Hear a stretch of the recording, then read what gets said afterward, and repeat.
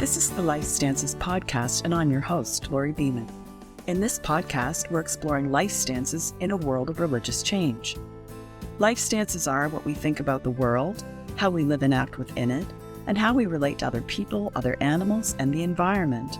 With an increasing number of people identifying as non-religious, this podcast explores how religious change impacts society. In the coming months, we'll look at weddings, funerals, palliative care, charitable giving and volunteering, forest burials, and other topics related to the changing religious landscape. I hope you'll join us.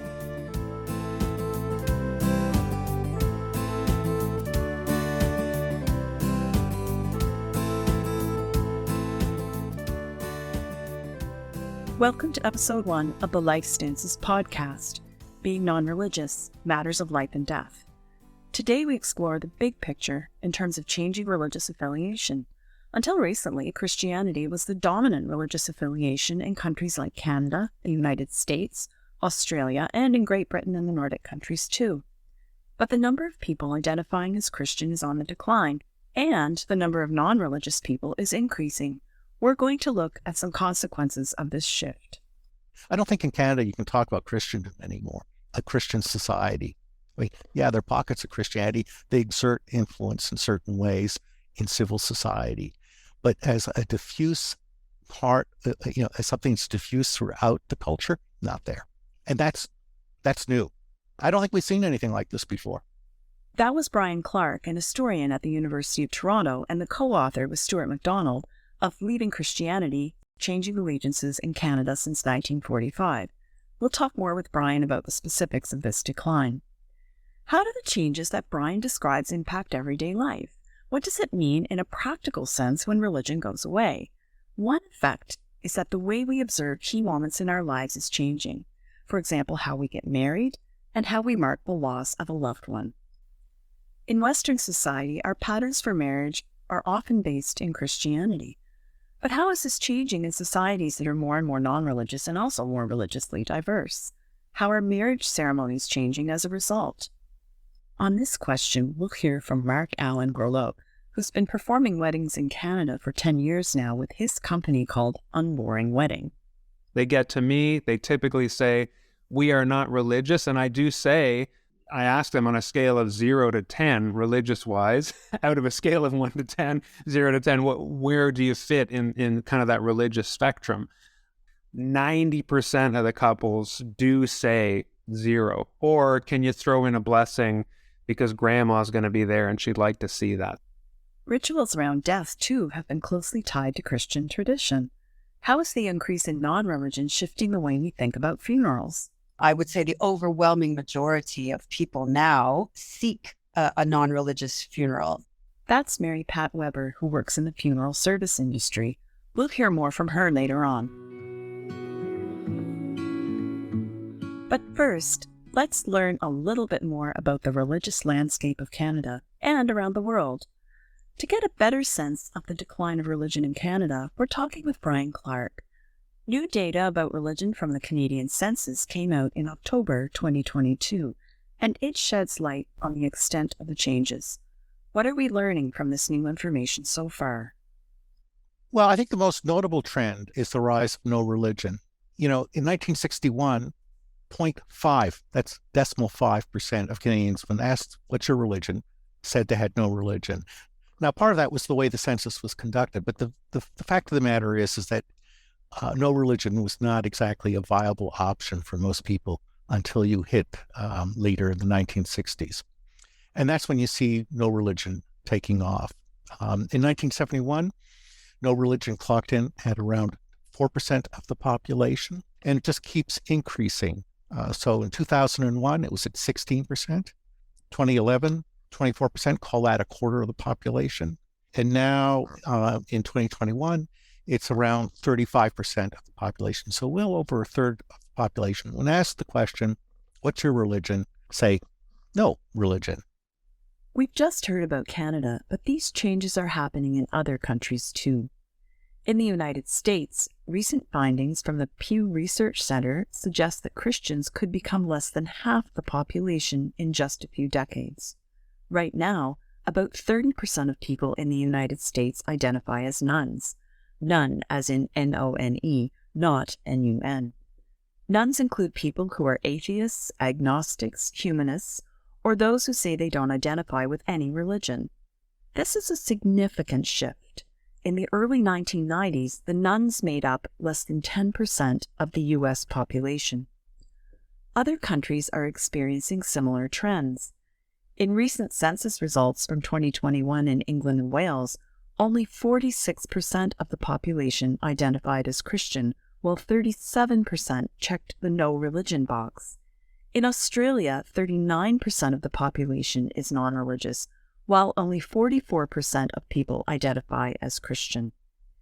Even in a country like Argentina, where most people have traditionally identified as Roman Catholic, the nuns are also on the rise. As of 2019, about 19% of the population is religiously unaffiliated. Let's think further about why this change is happening. Here's Brian Clarke on the Canadian context. The place where I'd start is that if you think back to the 1960s, early 1960s, Canada was a Christian society, right? The language that people used, the way they thought about ethical and social issues was framed by what they'd learned in Sunday school. I mean, the ethical language, right? And I think one of the things that's happened is that the range of discourse has expanded. In other words, people actually have a choice now. And so what's happening, I think, is that we're dealing with an increasingly affluent, call it consumer society, where people are able to make choices. And in many cases, they see those choices as an expression of their identity. This is the authentic me. So people are able to say, what's your religion? Well, actually, no, that doesn't resonate for me. Mm-hmm. I can say, I don't have a religion. I have other options. I mean, until the 1960s, the very idea that, as a matter of course, people would just say, you know what, I'm not affiliated, is a new thing. And it's a new form of identity. I think for most people in the 1960s, making that transition from being something religious to having no religion, people chose to do that. And I don't think they found it all that difficult. And that, I think, says something about the change in our culture. And it probably says something about the way the baby boomers were raised by their parents, which we don't really know enough about. But I think one of the things that did happen is that parents did encourage their kids to find their own way in life. The assumption was, you don't have to go that far back, right? The idea that kids would follow their parents in terms of their career paths. In the 1960s, I think that really came under question, right? And many parents, I think, encouraged their kids to find their own way. Find something you want to do. Just because your father was a lawyer doesn't mean you have to become one too. Although Brian points out that individualism is one factor in explaining the changes we've seen, this isn't the only factor. In reality, there's likely no one explanation for the conditions under which people realize that they can choose whatever religion they want, or none at all. So, do you think that there's a possibility of a reversal of this trend? And where do you think it will bottom out, or will it? Well, I don't like to make predictions because I'm a historian. I'm much more comfortable talking about the past because we know what happened, or at least we think we do. Yeah. But my sense is that this is going to keep going. And I don't think we've bottomed out, quite frankly. I mean, we don't have an extensive breakout for denominational affiliation in the latest StatsCan release, but what I found really interesting is that Lutherans, Baptists, Pentecostals are all down from a decade ago. And, I think fairly significantly so. Yeah, I mean, Lutherans are down by almost a third. Baptists, again, almost by a third, 31%. Pentecostals are down by about 16%. Although most people who identify as Christian name a specific denomination, about 7% identify simply as Christian. Sturt and I have argued in our book that when people say they're Christian, that for most people, particularly for people of European origin, in other words, white Canadians, that this is probably a fairly soft identity. Sturt and I argued in our book, based on past census releases, that maybe about 2/3 of white Canadians who self-identify as saying Christian probably are not affiliated with any congregation. one could argue what the proportion is, but I think a good chunk of that, a good chunk of 7% of the population who say they're Christian now, which is really significant. A good chunk of them are probably not active affiliates, which again gets back to the question in terms of how broad is this trend of disaffiliation. It's bigger than the no religion. That's the tip of the proverbial iceberg. So just to end then, where does this leave us? What are some things as a society we need to pay attention to? What are some things we need to be concerned about? What are some things we maybe need to celebrate as a result of these changes? Yeah, interesting question. One of the things that being involved in the church did is that you had to learn the rules of civil society, how to run a meeting, how to behave at a meeting. In other words, how do you, if you have something to present at a meeting, how do you do that, right? So how do you interact with other people in a collective setting? And churches used to be basically the nursery for that. Most people, their first board meeting or larger meeting of a group would have occurred in a church setting. So churches were places where people would learn how to engage in civic society, how to volunteer. And that has huge ramifications, I think, for our society. Because I think one of the things that is happening quite dramatically is that people haven't learned how to listen to one another, right? I mean, I think one of the things we often see is sort of almost the dialogue of the deaf, right? People are talking quite loudly about things, but there's no one's listening. And that's one of the things you had to learn when you went to church, because one of the things about church is that you don't choose who belongs to your congregation, right? You choose to go to that congregation, but who's there is there. And you have to learn how to get along with them one way or another. So, yeah, I mean, I think one of the things that's going to happen for us to have a vibrant civil society is people will have to learn how to join and live in small groups and all that goes with it in terms of how you interact with people, how you conduct business, how you can work together to achieve concrete objectives. As Brian points out, churches often provided an important training ground for debates and discussions, and their decline may be impacting our ability to interact and disagree in a respectful manner. This impoverishes civil society more generally. But of course, religious organizations are not the only spaces in which people learn the rules of civil society.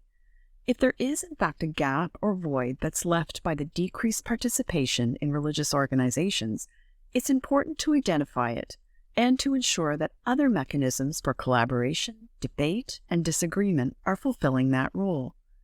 This is in part the job of social science, to help us better understand the impact of shifts like the massive disaffiliation we're seeing, and to give us the tools to formulate strategies for living well together, even with people with whom we may disagree.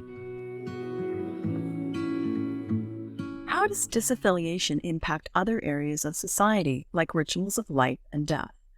We thought it would be interesting to think about changes in marriage rituals, especially keeping in mind that until relatively recently, the vast majority of people in countries like Canada identified as Christian. How does the social change away from affiliation impact what people do in the marriage ceremony and celebration? So we talked with Allan Groleau, who you met earlier in the podcast. Before we hear from Mark again, I have to confess that I'm also a marriage celebrant, although I no longer frequently perform wedding ceremonies. Over the years, I've married people on beaches, front porches, lawns, and so on. So I was especially interested in hearing about Mark's experiences. Mark prides himself on never doing a boring wedding. We asked him to tell us a bit about how he navigates the content of the ceremony and the big day. So typically in that initial intake meeting, a couple will say right off the top, we are not religious.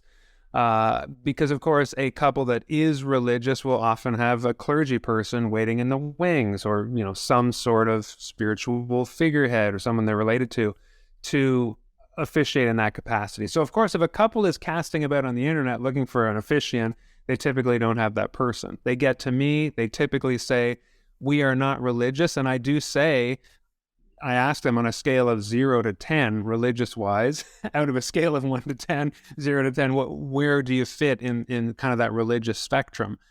Obviously, no couples say 10, otherwise they wouldn't be sitting across from me, but I do want to give them that option. If you want any prayers or spiritual readings or any sort of scriptural blessing or anything like that, I will and can do that within reason. I'm not going to pretend to be a priest or administer sacraments, but I do want to incorporate those things. But 90% of the couples do say 0. Or can you throw in a blessing because grandma's going to be there and she'd like to see that. So very rarely do I say a prayer or anything like that, because the mass majority of couples are non-religious. So I asked Mark what a typical ceremony looks like.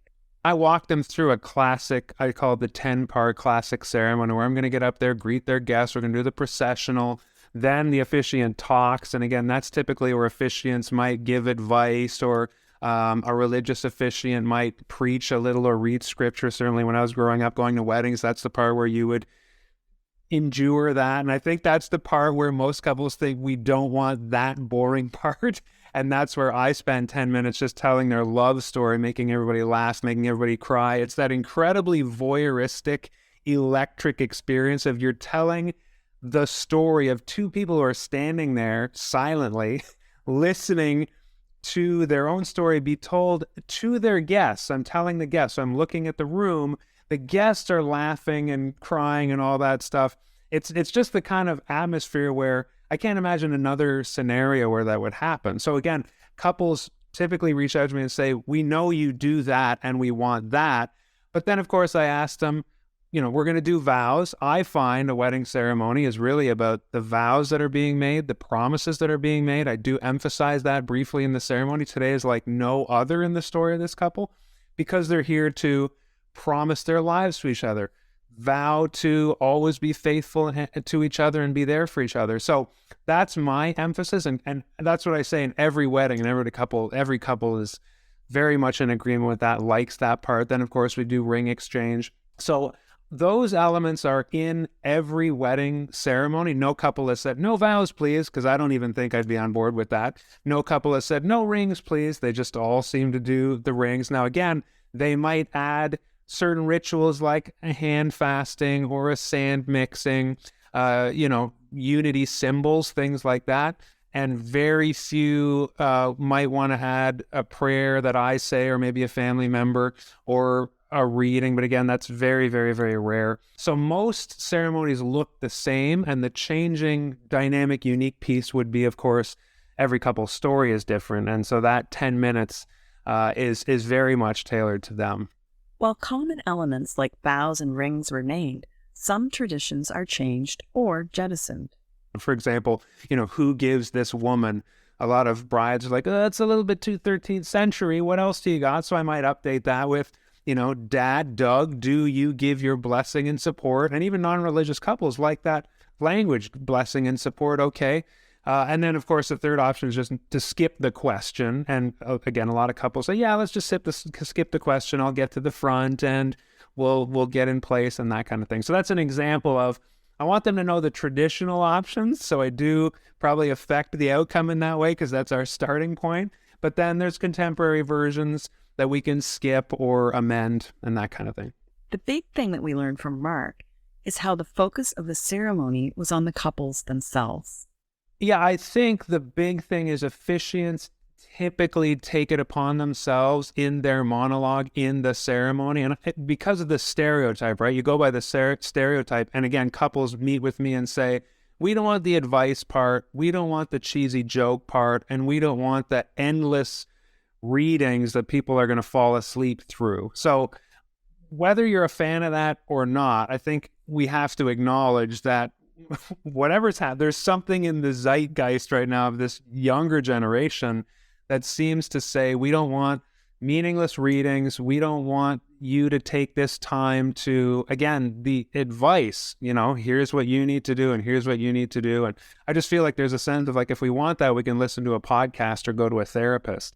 Mark told us that in the United States, people are increasingly being married not by clergy or a civil officiant, but by friends or a favorite relative who obtain accreditation online.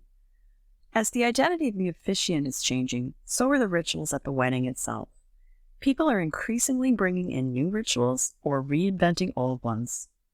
I would say that the big three that I've included in my book, they're so ubiquitous, are the sand mixing, the candle lighting, and the hand fasting. So those are not new. Hand fasting is obviously a bit more Celtic, and there's rip-roaring debate as to whether that's pagan. So, some people who practice a more pagan faith would say, Christians, stop appropriating this. This was Celtic before Christians took it. And of course, Christians say, yeah, we took everything, like Christmas and the Christmas tree. And so there's some debate about the origins, but that is definitely a super old tradition, and it is still hugely popular to, tie up their hands. And that's literally where the expression tie the knot comes from. And so a lot of couples still want to do that. The sand mixing, of course, is just an emphasis on how their lives are blended and can never be separate. And so that's the kind of language I do. You can entirely do that without any reference to God or religion or anything. And then again, the same thing with a candle, right? So two flames becoming one, united. So these symbols are, again, the real spirit, I think, of weddings and maybe marriage, to your earlier question, is about the coming together and promising and uniting lives. So the rituals that most couples tend to choose when they're not religious are focused on how they are now uniting and can never be separated fully. The breaking of the glass, a lot of Jewish couples, again, I'm doing it, and I'm not a rabbi, but a lot of time they'll say, we want to break the glass at the end and shout Mazel Tov. And I've even said, do you want me to explain the significance? As Mark told us, he likes to explain the significance of the rituals the couple is performing to those attending the ceremony. Then a lot of Jewish couples will be like, no, don't explain it. Just throw the glass down and smash it, which I find, wow, okay, you don't even want, they're like, oh, the Jews will get it and the non-Jews won't care. So I find that because I'm like, I want to explain it, but sometimes the couple, again, vetoes that. Despite the addition of these rituals, how different does the new ceremony actually look? How much does it depart from a traditional religious wedding? As Mark tells us, the answer isn't necessarily straightforward. The ceremony is almost exactly the same. It's just we're kind of scrubbing out, invocations of God or, like I say, traditional responsibility or sort of faith language. That's just kind of gone. But the ceremony definitely would resemble sometimes a high church wedding that you'd find anywhere in a very religious setting. So what about another big event in life? Death. Are rituals around death changing too as non-religion takes a much larger place in societies? To learn more, we talked with MaryPat Weber, who works in the funeral industry. We asked her how people are approaching funeral rituals these days. It's a time of their life where confusion rules. And so when I think, for the most part, when people approach a funeral director or come into a funeral home, they really don't know what they don't know. This is often a time in their lives that is quite turbulent, and they're looking for direction often. Now, some people, I would say that my very short experience, but my experience tells me that certain funeral homes specialize actually in certain religious denominations. And so where we are here in Canada, there are certain funeral homes that are sort of, quote, using air quotes, known for being able to cater to certain religious denominations. And so people learn that that's where they should go if they want a particular denomination and the particular traditions that go along with being that particular religion. The type of language that they use around religion is, I would say, it's quite polarized. I would say that there are people who know exactly what they want and who have lived a religious life. And now at the end of their lives, it's not that there's a script, but that there's a lot of sort of comfort in that long tradition and scripted kind of service that has a religious context to it. Interestingly, more and more what I have seen is a hybrid. People who come in who may or may not have lived a religious life, or, for example, have deceased older relatives who have lived a religious life, but they themselves haven't. And so it can be a very confusing time because they may know that their loved one wanted to have a religious ceremony, but they themselves don't really know what that means because they haven't lived a religious life themselves. So the kind of language that they use it reflects, I think, that hybrid experience. MaryPat's use of the word hybrid captures the in-between place in which many people find themselves. Not unlike weddings, funerals too are a mix of past and present rituals, some with religious meaning and others reflective of the new non-religious reality. I asked MaryPat about non-religious funerals. Well, that's happening more and more, in fact. I would say the overwhelming majority of people now seek a non-religious funeral. In the parlance, it's called direct cremation. Some funeral homes call it essential care. And effectively, what that means is that the deceased person is either buried or cremated without any service at all in some cases. Often, there will be some kind of ritual or ceremony, but in terms of its hybrid qualities, I would say sometimes there's clergy, sometimes there's not. There are a lot of personal touches that may or may not be affiliated with any religious tradition. People often bring in their own special element that reflects the character of the person who's died, or perhaps something that's, a family tradition that has no religious connotation whatsoever. And so while a family might have some kind of observance in a religious place, a chapel or a church, there are often elements within that have nothing to do with organized religion or that particular religious tradition at all. And I would also say that, as I said at the beginning, when I was just starting, the overwhelming trend is for people to forego any sort of observance at all. Part of that has to do with cost. People are concerned about the rising cost of a funeral service. But I think part of it also has to do with the idea of not being connected to a religion during their lives. And so it sort of seems a little bit phony or false to all of a sudden at the end of life attach some kind of religious significance or religious meaning to a life. MaryPat offered this interpretation of the non-religious funeral. My experience of it is that it's a little bit like a cocktail party. And I know that we use that term celebration of life now. That's a very common term to refer to a funeral. My personal feeling is a funeral is a sad event. We've lost somebody we love. And the idea that in our culture, we've turned it into a celebration of life is reflected, I feel, in those ceremonies that now look like, in my opinion, cocktail parties. So often what will happen is that there's some food served. There's often a slideshow of pictures playing in the background, some nice music. The deceased is often resting in the same room, either in an urn or in a casket.